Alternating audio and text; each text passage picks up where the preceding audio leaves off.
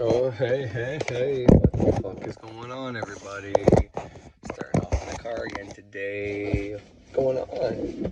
Thank you, everybody, for tuning in to Ceremonial Witchcraft on YouTube. I am the Ceremonial Witch. And for all those who've recently subscribed, thank you. For all those who recently just tuned in without subscribing, thank you as well. You're free to do what you want. I'm losing my voice a little bit, so don't be fearful that you're going to catch coronavirus through the telephone, because it doesn't contract that way. Actually, that's not accurate.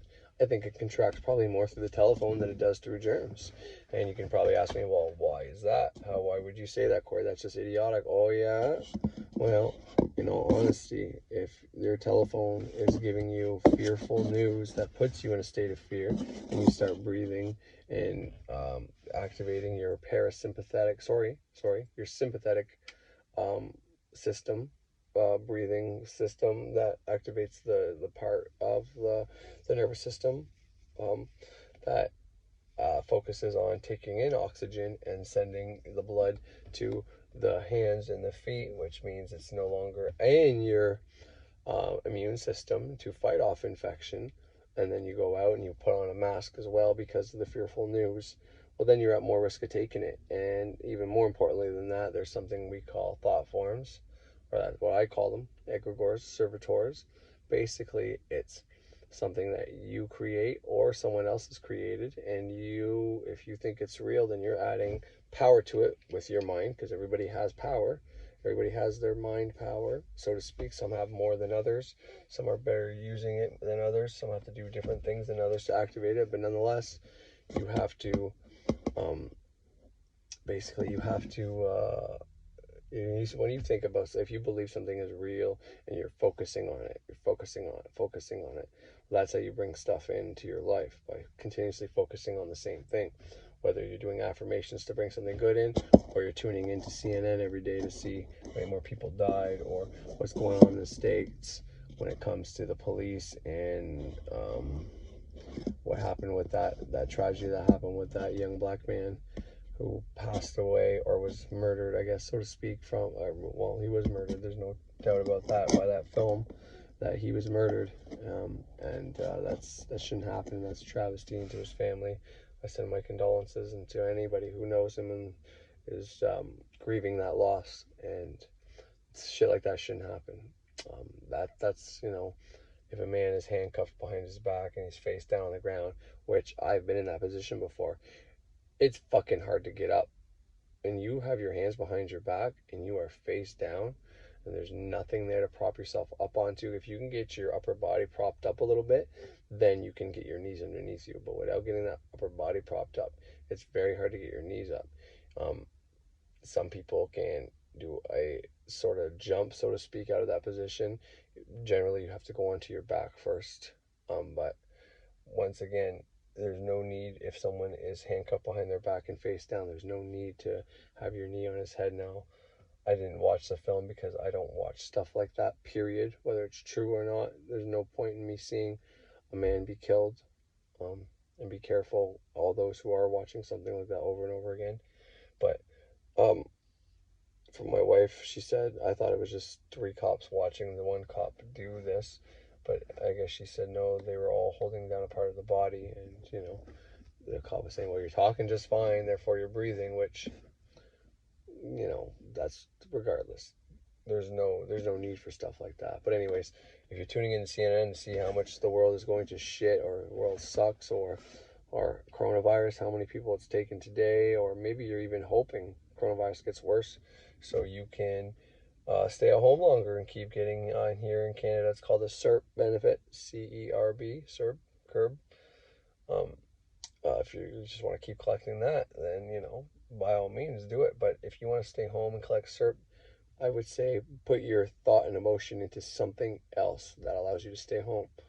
Maybe like your need for childcare, or, and you don't want that to come about, something happening to your child that you need to stay home with your child. So maybe scrap that idea, because I'd rather not even try to do something like that, to be honest. But, there's other ways you can stay home during this time without adding to the coronavirus thought form, pandemic, panic, pandemonium, pain in my ass, pain in everybody's ass, bullshit.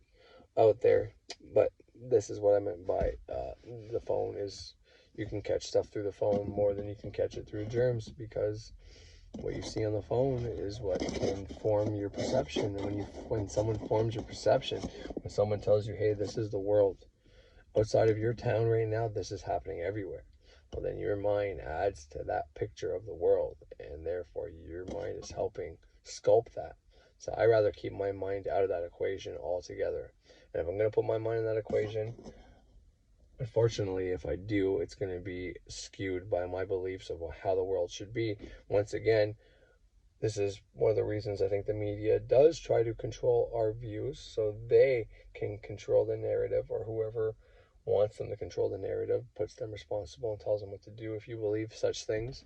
But if people start projecting what they want the world to be on their own, then they may not be able to have their business last. They might not be able to. Some people might want to watch the world burn. So at least if they control the variable, then they know what's going on. It's not really real. And, this way it gives people's minds something to focus on rather than themselves and helping their life. But in all honesty, what you should be doing is focusing on yourself and helping your life, and stop watching that bullshit. Whether it's true or not, it's not going to serve you. Now, I'm not saying what happened to that young man isn't important and should be brought to justice. I think those fucking pigs should all go to fucking jail. You know what I mean? Because just killing them is not enough. Wouldn't be enough. Their family should feel and suffer. They should have to feel and suffer karmically and emotionally how that young man's mom, dad, children, wife, girlfriend, whoever he left behind, they should have to feel that pain. And how is that accomplished? Well, you send those fucking pigs to the pig pen, or I guess a penitentiary, a jail, and you lock him up so that he can't see his fucking family. So they have to mourn the loss of, well, their father is no longer with them.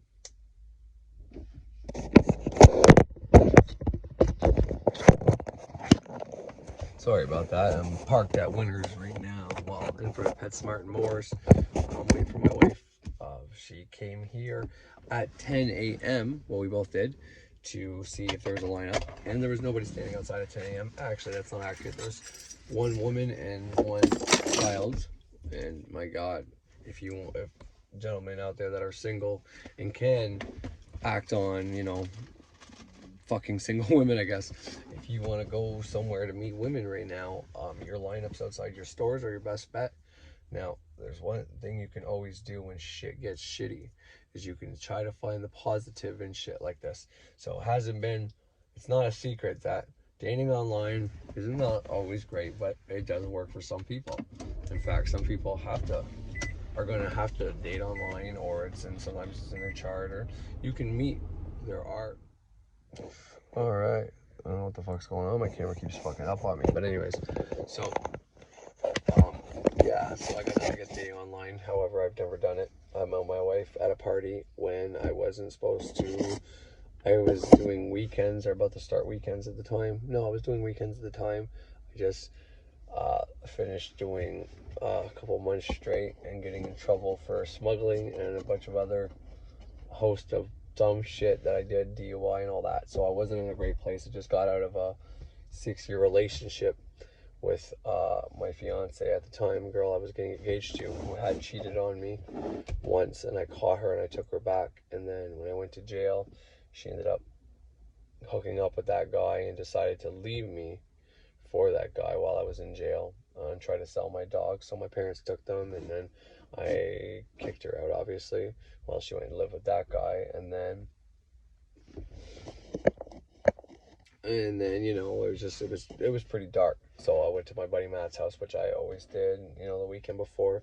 There was a different girl there. I didn't hook up with her or anything like that, but I potentially was going to try to, but she wasn't really my type. And then this weekend going there hoping for a similar reaction, but there was a different girl this time. And when I met her, it was just magnetic. I couldn't stop talking to her. I couldn't stop looking at her. And then once I broke through that barrier and just kissed her and whatever, we couldn't stop kissing. And I tried so hard to go home with her that night, and she just would not let me come up.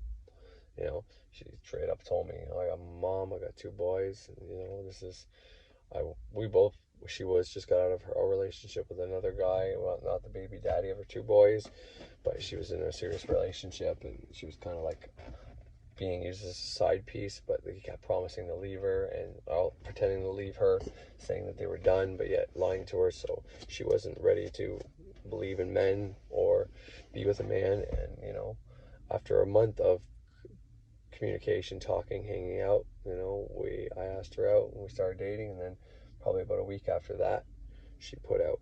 But you know what I mean, that's not too many girls that do that, especially in this day and age. And that's my opinion and that's my experience. I'm not saying that's the way it is. I don't think that's the way that it should be. In fact, I've said it on here and on my podcast multiple times. If you're a woman out there and you want to keep a man, if you meet a man, you like the man, whatever, don't give it up on the first date if you can help it. I know sometimes these forces take control and you haven't had sex in so long, but if you want that man to take you home to mom, in my opinion anyways, if a man gets it when they're not even dating or having to put much effort in, then that's what you're going to be. You're going to be this piece that he can go to when he doesn't need to put in effort. But we like the chase, we like the hunt, we like trying to get something, and everybody's like that, feeling like you've accomplished something by meeting a girl and taking her out, and then all of a sudden at the end of the night you hook up. It's like you worked for that, you earned it, and you know, she's a keeper. It does something psychologically to your mind, tells you that this is worth it and you did everything for this reason, and you know, it is rewarding. So just a little food for thought. If you're just not serious about anybody right now, I mean, yeah, give it up, do whatever you want, have fun, you know, protection, whatever, but do it smartly.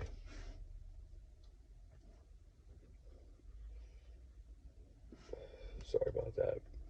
People keep walking by. It's a busy place, but you know, if you happen to be sleeping with somebody that you're supposed to be with, and you know, I don't think that's how it works. I think when you meet somebody, it's fated, things happen, they work out. So as much as I'm saying, you know, if you want to keep somebody, don't sleep with them on the first date. And that can maybe go for men too, right? If a woman sleeps with you just to have sex with you, doesn't think you're dating material, but you like this girl, well, don't sleep with her. Because if she wants to figure out, say she assumes that you're not dating material right off the hop, and you give it up to her and you're a good lay, but you know, she still doesn't think you're a good material or whatever, you know, well, she's never going to take the time to figure it out. She's going to call you when she wants to fuck while she's looking for Mr. Right. But if you want her to figure out that you're Mr. Right, then if you stop putting out, if you don't even put out in the first place, would be best. Because if you stop, she might be pissed off and go find it somewhere else. But you know, you can still try that. But if you stop putting out, or you don't put out in the first place, well then, if she still really wants to fuck you, because obviously there's some connection there, or some magnetism there, or sexual, you know, whatever, but she will take the time to find out to try to fuck you, because girls have an easier time having sex than guys.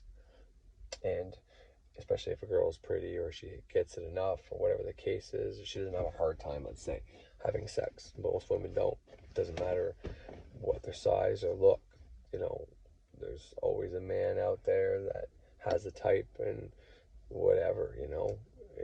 Some people might think my type is not the prettiest, and you know, there's variations. We're all made to like specific types of women, so there's no women out there that can't have a baby to keep the population going. And I'm not saying that's all women are good for, because that's far from the truth.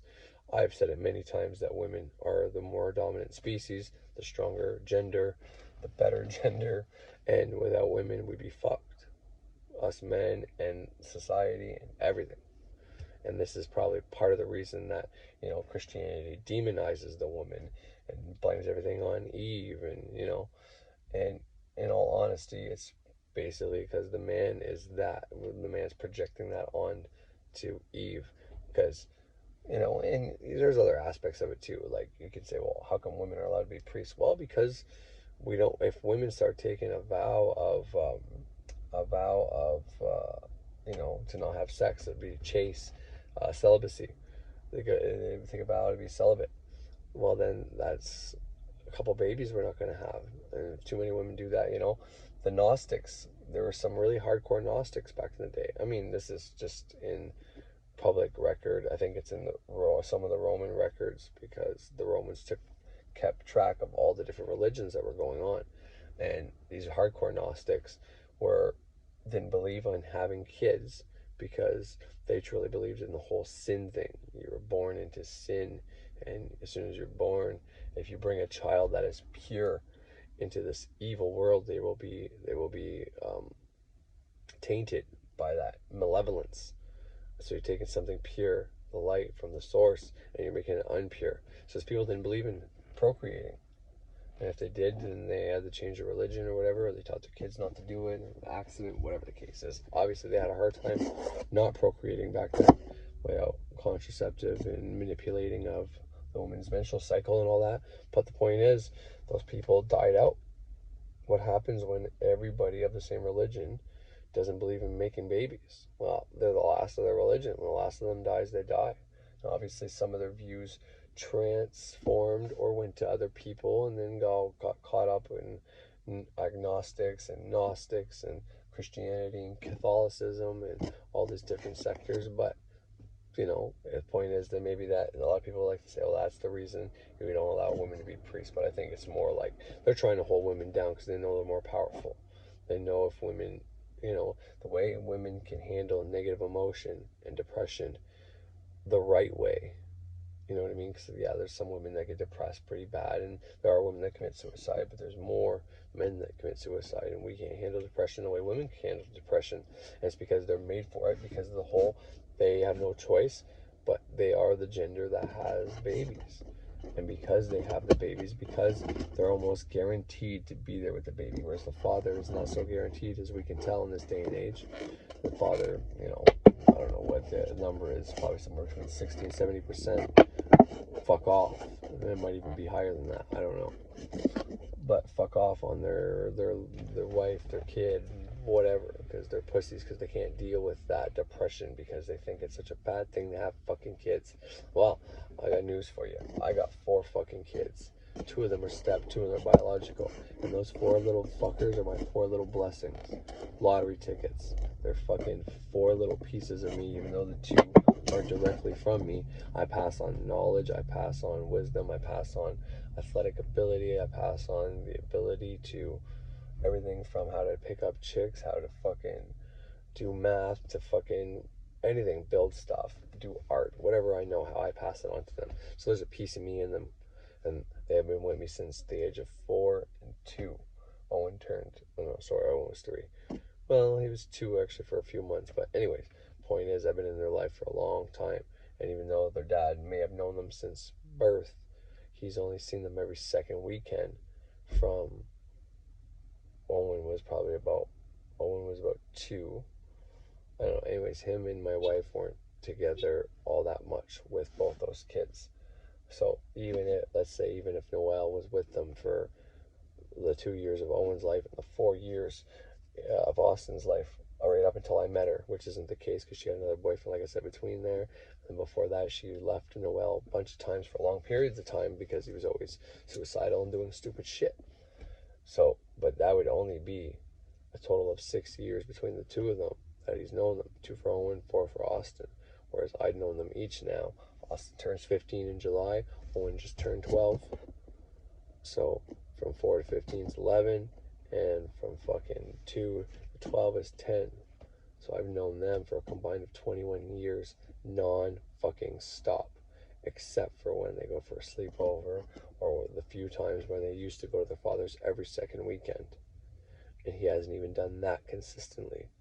So I've been with those kids that long. So there is a piece of me embedded into them. I am part of their programming, unfortunately, too. Meaning all the stupid shit I've done is in them, and they're going to play out in some way, shape, or form. So I'm responsible for that and how to change that, especially with now what I know. I got to do a fucking good job. But, in my chart, I have Jupiter in Aquarius or the 11th house, one of those 2. But anyways, the way it works, especially in the Vedic astrology, he looks down to the 5th. It's the 5th. I think it's the 5th. Looks down to a few houses, but he's looking down to the 5th, And what he's looking at is, yeah, because 12 goes to 6. 5th is Leo. It's about your children. So I'm passing on higher knowledge to my kids. And my kids will be smart as well and shit like that. So that's always a good thing to see. And that's probably the boys, and the girls are already going to be born with that shit. And the boys, well, they weren't born with it, but they're still going to have it.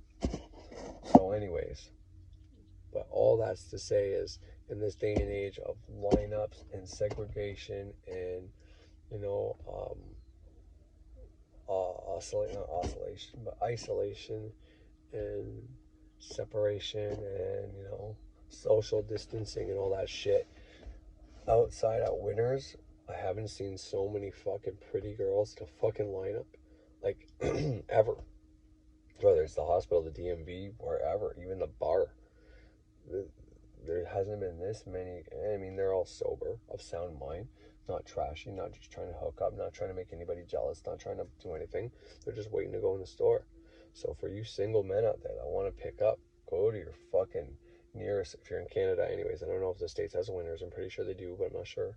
But go to your local fucking Winners, because you get a wide variety there. You get the girls that want to buy brand name clothing but cheaper prices.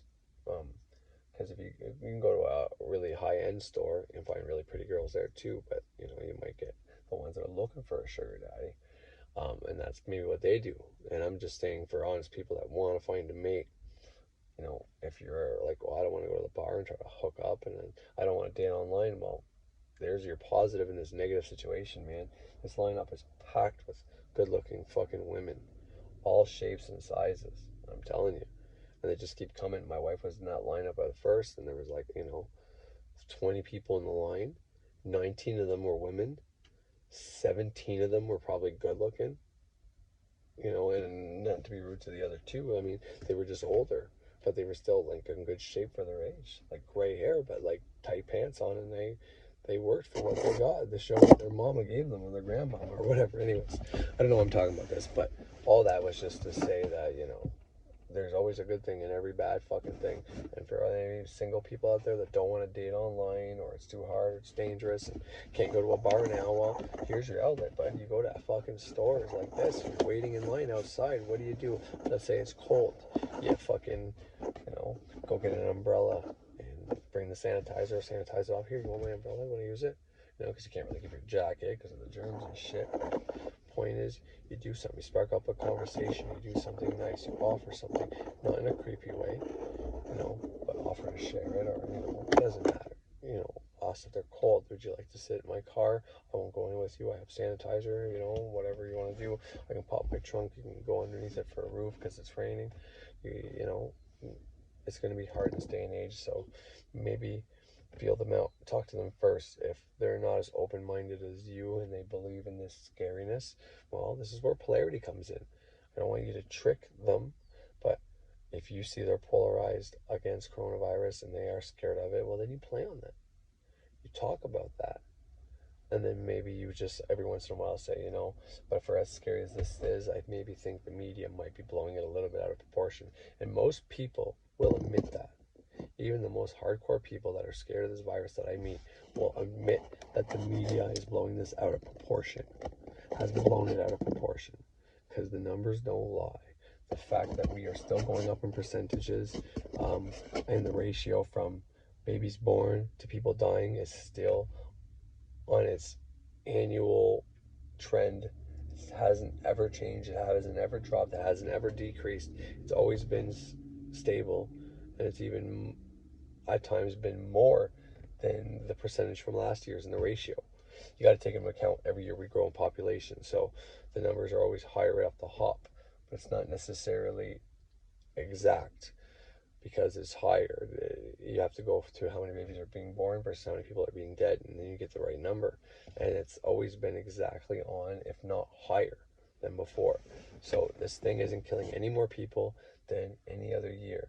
So that tells me that either coronavirus isn't as dangerous as they say it is, and that they are just getting 30 grand for every person they say died, which is a big investigation going on right now, which is probably one of the reasons that they want people focusing on, you know, stupid atrocities that are just disgusting and shouldn't happen, like that poor man passing away or being murdered by a fucking pig. But so you don't look into these things where coronavirus is, you know, if that hadn't been caught on film, what's to say that wouldn't have been another coronavirus victim? Which is terrible to say, but you know, it's a terrible world we live in. But the other thing it tells me is that maybe the coronavirus isn't as dangerous as they tell us, or that we've always had this coronavirus. It's no different than before, and you know, it would have killed those that it would have killed, and the rest of us would have had a cold. Some of us would have got pneumonia. Some of us would have had harsher symptoms, but overall, we just would have kept on keeping on. You know what I mean? Because the numbers haven't changed. No one's dying extra than they have in years before, but so why is this made a big deal? Well, we're simply just focusing on it. That's it. That's the fucking difference. All right, what's going on, ladies and gentlemen? Let's see if I can conclude what the fuck I was talking about earlier. Now, among dating advice from a guy who's been married for like almost 10 years, which I guess is kind of silly because I don't know what the fuck's going on in this day and age anyways to really be able to give dating advice, but you know, it is what it is. And talking about women's power, how they're more powerful than men, and talking about a little bit about that poor man that got murdered by pigs and other things. Don't really know exactly what the fuck I was getting at or talking about, but I'm going to try to conclude this and just say that, you know, when it comes to, I was also talking about thought forms a little bit and how there's a thought form out there of coronavirus, which is probably more powerful than anything. But I guess in conclusion to that video, I'm going to try to get a bunch of information and videos released, because I found this person on YouTube who talks about how he used to be a Christian, which is no shortage of videos about like this, but this guy used to be a Christian, and towards the end of being a Roman Catholic, the only time he felt close to God was when he was defending against atheists. So he's brutally honest and says, you know, and I held on to that as long as I fucking could for the longest fucking time, atheism and shit like that, and trying to fucking hold on to that, because the only time I could hear God talking to me anymore was when I was talking to atheists and all that and defending God. And he goes into pretty good depth about how God, Jesus, and shit like that was a thought form. So it's very much good information on thought forms and what the true nature of God is. So I'm gonna start recording some of those things and give you the links for the full videos and his page so that you have that information. Right. Just handling some business before work. That looks like a smuggling vehicle. Van with no seats in it. Anyways, don't matter. Who am I to judge? I got in trouble for that shit more than anybody that I know. Fuck. Combined. I'm a bad boy, baby. Bet your bottom dollar that I've explored dark sides more than anybody, even before I knew what exploring a dark side is, from so many different angles. Money, drugs, women, Satanism, whatever you want to call it, or not necessarily Satan. You know, I'm a big advocate for fucking with your dark side and fucking finding out what the fuck you're made out of and seeing how fucking strong you are and a whole host of shit like that. I'm definitely an advocate for that. I think people that don't do that are unbalanced. But anyways, back to the topic at hand. So this dude, I was half asleep, half awake when I was landed on his channel I didn't click off the auto search, because video I put on, I fall asleep to that video, great, I want the video to stop. So I found this app that turns off your videos for you on the App Store, so that you don't just keep playing. Because even if you don't have the auto play on YouTube, sometimes another ad can come on, and then another fucking show can come on without you touching it, especially with an iPhone that doesn't have any buttons except for the buttons on the side. It's very easy to your face to unlock it without you wanting to unlock it, and saying something in your sleep or anything can happen, right? So I minimize as much as possible things getting into my subconscious or unconscious while I sleep. That being said, I forgot to do that. Passed out. We didn't have the foresight to turn on that app. Didn't have the foresight to turn off the autoplay. But, like always, because of that, I found this guy. This guy who's probably an atheist. I'm pretty sure he's promoting atheism more than anything. But, nonetheless, what he is talking about teaching is very important. Not only that, there was also another video I found while sleeping. So it's like my unconscious working for me, or my subconscious working for me while I sleep. I found multiple videos. I look at my history, what played while I was sleeping. It's like, holy fuck. You know, I found all this great knowledge. And the other video would be talking about polytheistic Judaism. Before Judaism was monotheistic. And I heard Thunder Wizard talking about how Judaism used to be a polytheistic religion, and then whenever he said that the elites held them captive and basically told them to change their belief, make a religion for the masses, and that's how it got changed. And then he goes on to say that Western ceremonial magic is a new age type of thing, and I don't trust it, and it's Abrahamic religion. But the point I want to point out is, if Kabbalah, Great Work Self-Transformation, is a type of Abrahamic religion that comes from Judaism, which focuses on polytheistic and multiple gods, could it not be assumed in some way, shape, or form that what I'm doing is similar to the old pagan polytheistic Judaism that was around before it got changed to monotheism? And if so, how is that a bad thing? Yeah, it's basically tapping into an old... I've always been... Out of all the religions, okay, I love Buddhism, I love Taoism, I love fucking a bunch of different Indian traditions as well. I've always been fascinated. Going to a religious school, we had world religions. We had to take them because I had to take religion every year at school. So grade 9, grade 10 was all about the Roman Catholic religion, our religion. And it was shit I learned in elementary school because I also went to an elementary school, Catholic school. So I know a lot about the Bible, I know a lot about Jesus, and I'm the type of person that remembers everything he fucking sees. And I've always been fascinated and into this. And if you look at my charts and my placements, whether you're looking at this Vedic or sidereal or tropical, both of those placements tell me that I'm going to be very philosophical. I'm going to love occult. I'm going to be drawn to the occult, different things like that. And religion is also one of the things that I'm drawn to. Therefore, you know, this is definitely something that has to happen. I have to explore. And you know, the Vedic one says my Mars is in Sagittarius, which tells me that I'm going to be like a drill sergeant, or I mean, it depends how you interpret it, but basically I'm going to be like a fucking soldier. And when it comes to religious views, is one way of interpreting it anyways. And if someone attacks my religious views or my philosophies or whatever, my programming, my belief systems, that I'm going to go after them and basically, you know, stab them in the heart if they try to tear down my belief systems. So knowing that, I try to do my best to have an open mind when people are trying to say what. You know, I've been trying to be as depolarized as possible, and I think I do a pretty good job in trying to take in information and realize that, you know, if I have such an issue with people knocking my belief systems, why does it matter? If I believe in what I believe, then it shouldn't matter what someone else says. Nonetheless, it doesn't stop me from trying to find information that helps me say, well, if Kabbalah is an Abrahamic religion, and the old Judaism from somebody who's saying that it used to be polytheistic or whatever, when you believe in multiple gods, and then it got changed to monotheism, and you're saying it used to be of a pagan almost origins, and now this Western magic that focuses on planetary magic and multiple gods, how is that an Abrahamic religion trying to get you to believe in one ultimate God when the old Judaism was on multiple gods?